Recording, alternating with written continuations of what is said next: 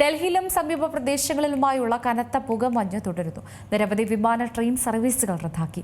കാലാവസ്ഥാ നിരീക്ഷണ കേന്ദ്രം ഓറഞ്ച് അലർട്ട് പ്രഖ്യാപിച്ചു. ഡൽഹിയിൽ ഒരിടവേളയ്ക്ക് ശേഷം വായു മലിനീകരണം വീണ്ടും രൂക്ഷമായി തുടരുന്നു.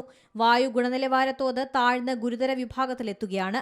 ഈ വർഷത്തെ ഏറ്റവും ഉയർന്ന വായു മലിനീകരണ തോതിലേക്കാണ് രാജ്യതലസ്ഥാനം എത്തുന്നത്. കാഴ്ചാപരിധി കുറവായതിനെ തുടർന്ന് 100 വിമാനങ്ങൾ റദ്ദാക്കി.